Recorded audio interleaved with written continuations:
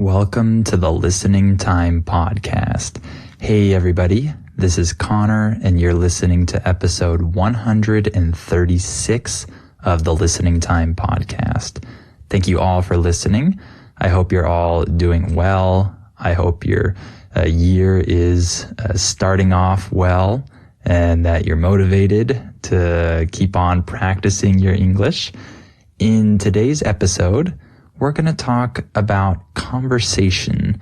We're going to talk about how to have good conversations in your own language. And I'll also talk about some tips about how you can have better conversations in English when you're speaking this foreign language. So I think this will be really interesting and relevant to all of you, because I think all of us want to be better conversationalists in our own language. And of course, as language learners, we want to get better at speaking to people and having a conversation in our foreign language that we're learning. So I'm sure you'll like this topic.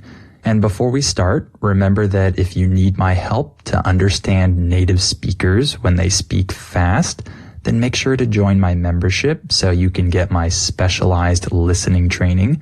And specifically, if you become a family member, you'll get my advanced podcast episodes where I speak at normal speed. And if you feel ready, then make sure to sign up for my US Conversations podcast as well, so that you can practice with real conversations, me speaking with other people from around the country. So if you're interested in either of those, then the links are in the description below this episode. So go down and click on those if you want to sign up. And if you like this podcast, please share it and give it a 5-star rating and write a review. All right, let's get started. Are your ears ready? You know what time it is. It's listening time. Okay, let's talk about having good conversations. First of all, let's start with having conversations in your own language. So just being a good conversationalist in general. Let's go over some tips. These are things that I have noticed and that I've tried to develop over the years, especially as an English teacher, because I've talked to many people, hundreds and hundreds of different people from all over the world for thousands of hours. I constantly have conversations with different people from different backgrounds, different cultures, different personalities, etc. So this really trains you to become a good conversationalist, because if you're in my position, you need to talk to tons of different people and manage conversations well, navigate the conversation. This is really important if you do something similar to what I do. So I'm going to talk from experience here, and hopefully these tips are useful for you. So the first tip I have, one of the most important things when it comes to having a good conversation, is to ask questions. Okay? It's really simple. If you know how to ask questions and ask good questions, then your conversations will usually go pretty well. Why is that? Well, it's because in general, people like talking about themselves. So when you ask someone a question about them, then they have the chance to talk about themselves. People really like that. So when you ask questions, you put the focus on the other person and you allow them to talk, and this makes them feel better than if you talked the whole time about yourself, right? People prefer to have the chance to discuss their thoughts, their opinions, their story, and they want to feel like they're getting the chance to talk and talk about themselves, right? So if you ask a lot of questions, if you ask good questions, this will definitely help you. And in my experience as a teacher, the number one reason why I can have so many conversations and have successful conversations and everyone feels good about the conversation is usually because of my ability to ask questions, because I'm constantly getting the other person to talk. If I stopped asking questions, then the other person would be put in a position where they have to ask me a question, or they have to develop a new train of thought or whatever, and that's giving them the work. By the way, when we say a train of thought, your train of thought, we're talking about the way that your thoughts are developing, the direction that they're going in. So in this case, I'm saying that I don't want them to have to really make a lot of effort to develop their train of thought and ask me questions, especially if they're a student and I'm a teacher. Of course, it's great when they know how to ask questions as well. But in general, most people don't really have this skill. I've had tons of experience talking to different people, and most people are not great at this. So if you do this well, then you will have more successful conversations and you'll make it easier for the other person. And similar to this tip is my next tip, which is to listen.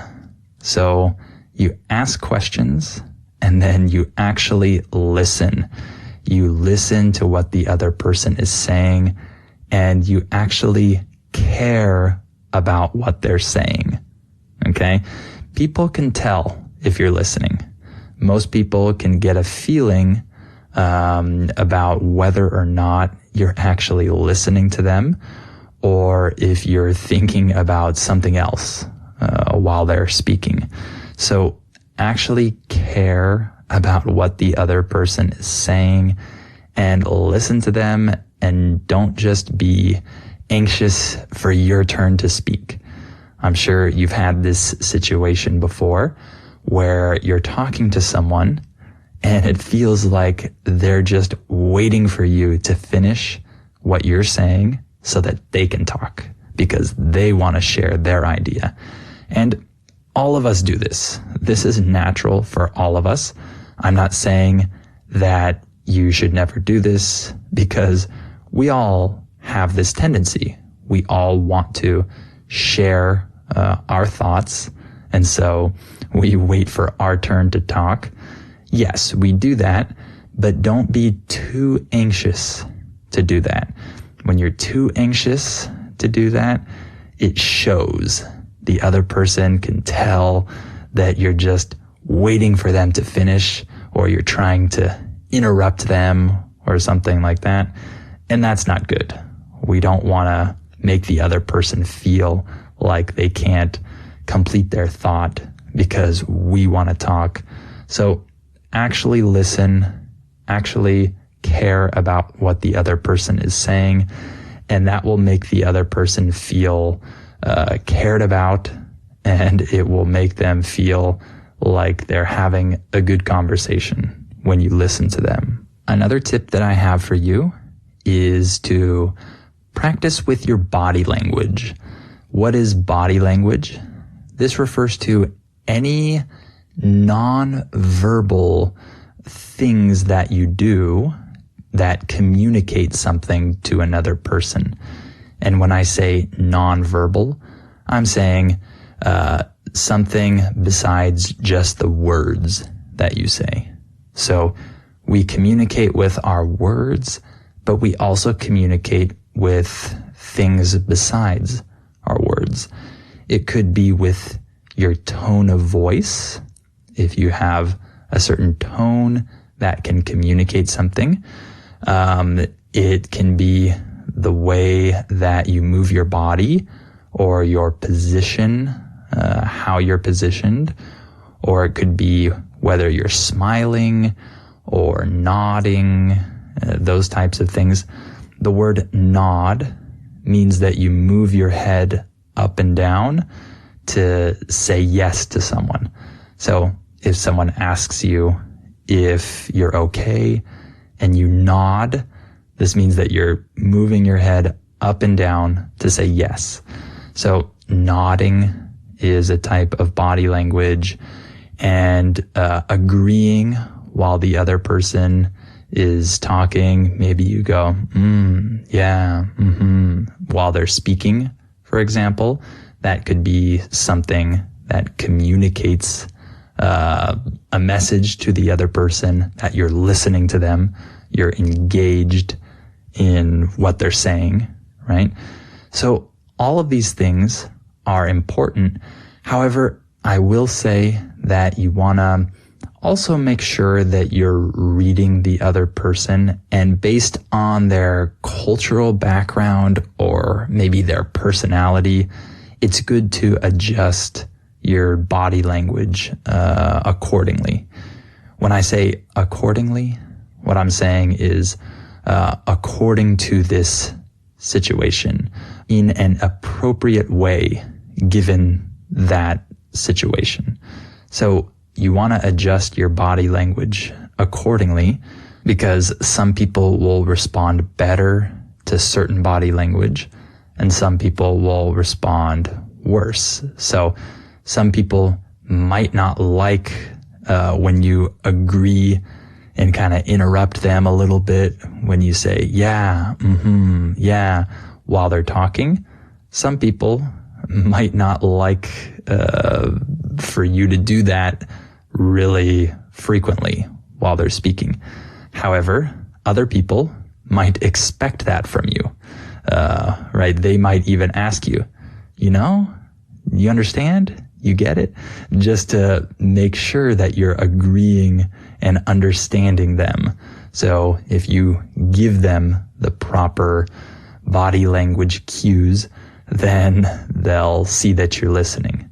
By the way, the word cue refers to some signal that communicates a message to someone. So a body language cue would be some movement or something that you do that communicates a message to the other person. So just be aware that people respond differently to different body language, but that's another important thing to incorporate into your conversations. Another tip that I have is to practice with your segues and transitions. A segue is a transition between one thing and another. In this context of conversations, it would be a natural way to transition between topics.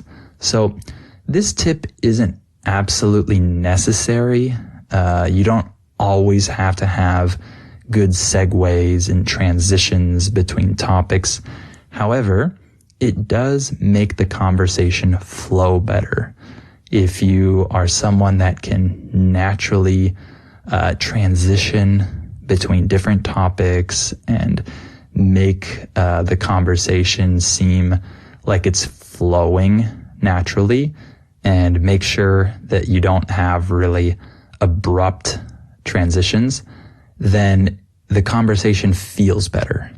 By the way, the word abrupt means something that just happens all of a sudden that is not very pleasant usually. It's not smooth.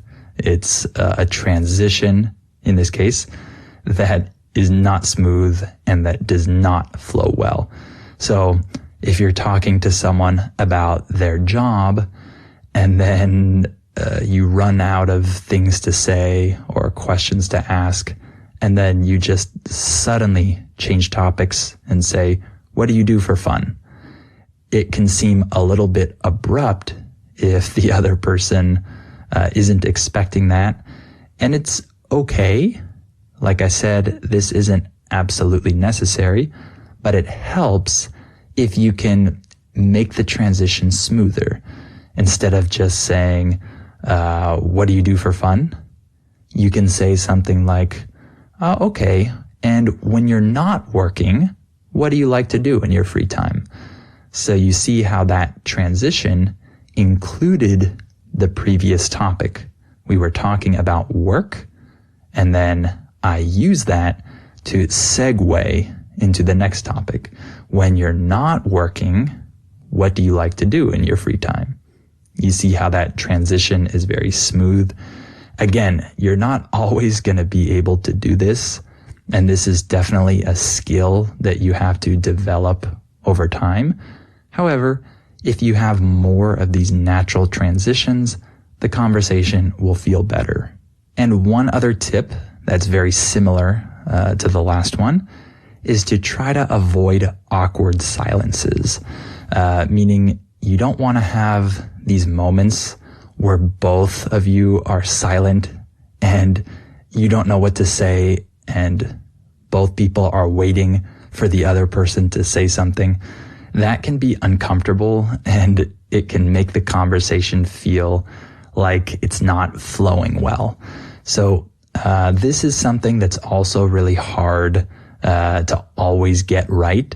You're going to have to practice with this, and it's going to take a lot of experience and time to develop this skill. But I think it's worth it to try to develop this ability to make sure there aren't any awkward silences or that there are only a few of them in your conversation. And a way you can do this is to get better at asking questions.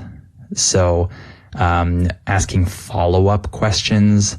So when you ask one question and the person finishes talking, you don't want to just stay silent there.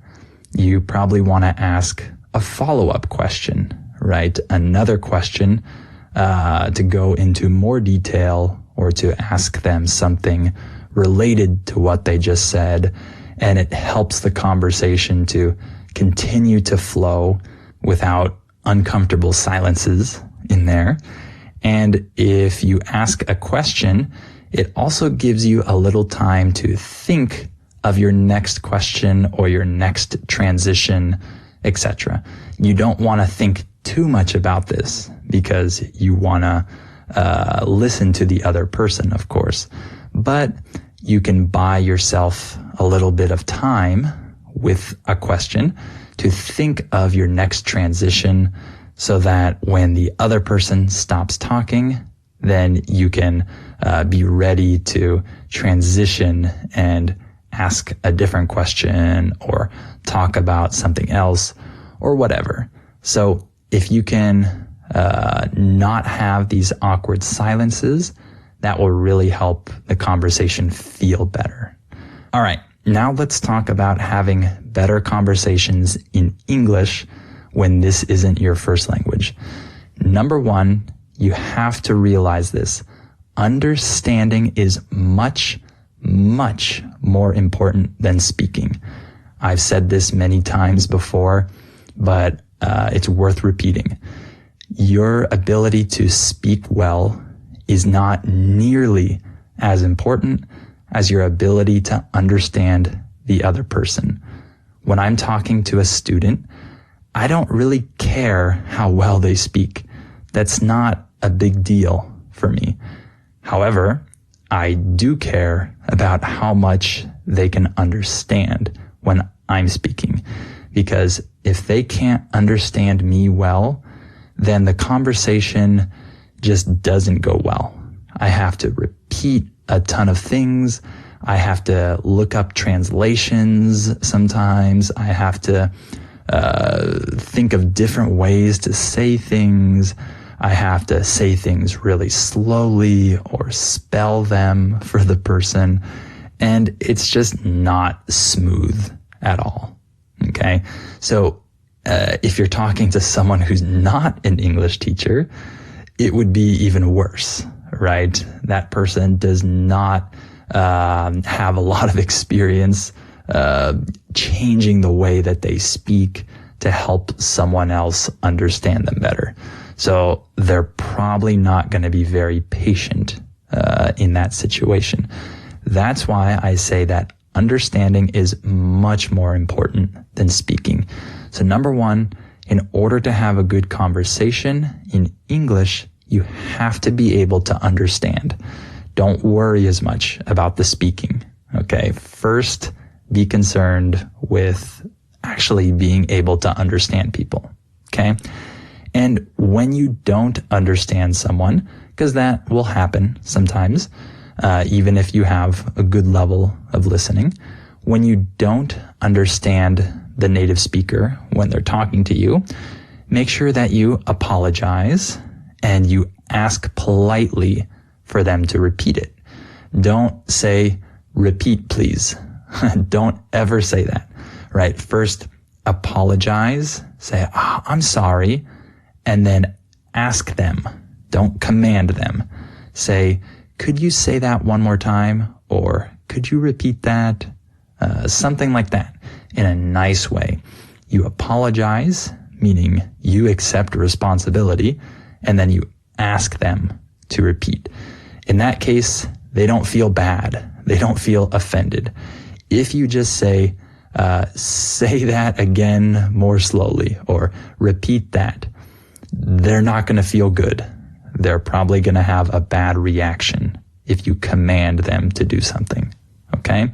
So apologize, ask politely for them to repeat it, and poke fun at your English sometimes. When I say poke fun at something, I'm saying that you joke a little bit about something. Maybe laugh a little about the fact that you couldn't understand something or whatever. Don't make it awkward, and don't overly denigrate your English. The word denigrate means to unfairly criticize something. Don't denigrate your English and say, my English sucks. I'm sorry. My English is terrible. People don't like that. Okay. However, you can poke fun at your English and just lightly joke about the fact that you made a mistake or whatever. Laugh a little bit. Don't make it really serious or negative. Make it funny, because if you can acknowledge the fact that you made a mistake or that you didn't understand something or whatever, it's not uncomfortable for the other person because you're acknowledging it, you're laughing, so the other person will feel like they can also laugh and they're not offending you or whatever. So have a smile, laugh when you make a mistake that's exposed or things like that, right? Don't act really frustrated or ashamed of your English. No one likes that, okay? Just have fun with it.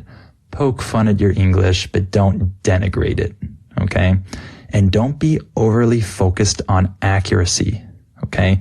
Sometimes I have students that focus on every word that they're saying, and the conversation is really slow and uncomfortable or boring because they don't want to say things naturally. They don't want to just talk and accept that they're probably going to be making some mistakes. They focus on the structure of every sentence that they say, and they speak really slowly, and this is not fun for the other person. So don't focus on accuracy. Just try to speak naturally and understand that native speakers don't really care that much about mistakes that you make as long as they can understand you well.